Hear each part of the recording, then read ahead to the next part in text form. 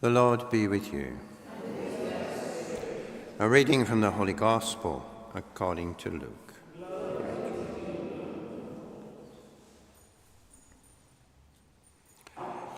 When so many thousands of people had gathered together that they were trampling on one another, Jesus began to say to his disciples, first, "Beware of the leaven of the Pharisees, which is hypocrisy. Nothing is covered up that will not be revealed, or hidden that will not be known.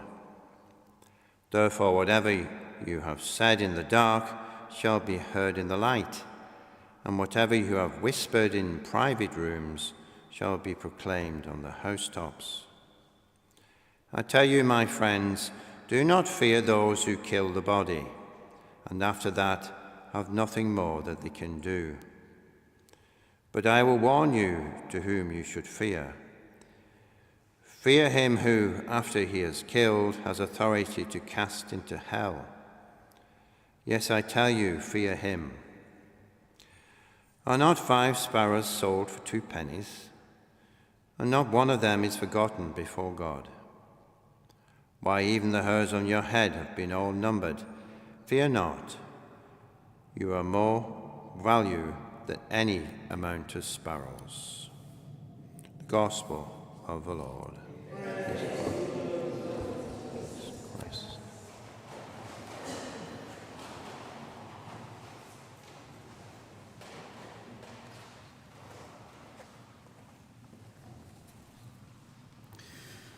So after the Lord has rebuked the Pharisees and the lawyers, he takes this moment now to make sure that what the Pharisees, or the way in which they act, and the way in which the lawyers act, he makes sure to uproot it from the hearts of his disciples even before it takes root, right? So he warns them against the leaven of the Pharisees, and he takes the opportunity to warn them from the occasion when they are surrounded by a great multitude of people.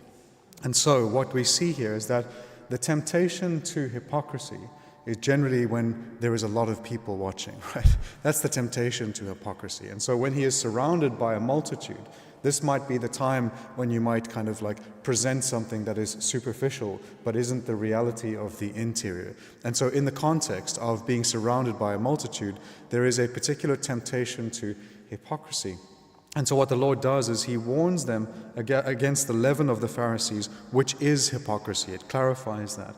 And so leaven, if we understand now, especially the way in which leaven acts, it acts in a hidden way. And what it does is it puffs up, it permeates through the entire reality of the dough, and then it increases it with air. Basically, it gives the false appearance as if it itself has grown, but it hasn't. And so there is this type of way in which leaven is an image of hypocrisy, something which can permeate our whole interior if we allow it in by intention. And then what happens is that it can taint even the best of actions. And so even if we do the good things for the wrong reason, they are tainted in the sight of God. They are not pleasing to him. And so what he wants is he wants actions that are done for love of him. And so it is for fear of God that we do these things, but it is a particular type of fear that we should have with regards to God. And so what the Lord then warns about his disciples is that in the temptation to hypocrisy, which is surrounded by a multitude, I think that is particularly the temptation of our current age, because what happens is with the virtual world, the online world, we have collected around us, in a certain sense, this constant multitude that is always judging society and individuals, which causes them either to fear doing the right thing or to encourage them falsely to do the wrong thing. And so we see, in a certain sense, society is surrounded by this kind of multitude that is a temptation to hypocrisy in a very particular way, which I think is also something for our current culture that we all need to be aware of, that to do the right thing is that we should not be thinking of our actions in terms of the multitude that looks upon us, but rather at the individual God who watches us, right? The God who sees us and in whose presence we are always. That should be the motivating principle of our existence. The reason we do the good things and don't do the bad things is because God sees, not because the multitude is watching, right? If we cater to what the multitude wants, we will never do the right thing. But if we think always of the God who is watching us, who judges even the secret movements of the heart, that's where we are encouraged to do the right thing. And so this is what the Lord is now saying to his disciples. Nothing is covered that will not be revealed, because whatever God sees will be the judgment at the end of time.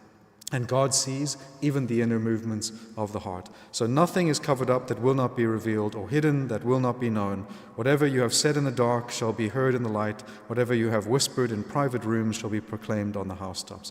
And so it is the revelation that comes through the judgment of God, because it is true revelation. It is the true judgment which is based on everything that he sees, which is everything. And so it is the reality of us being laid open before God in order to be judged by him.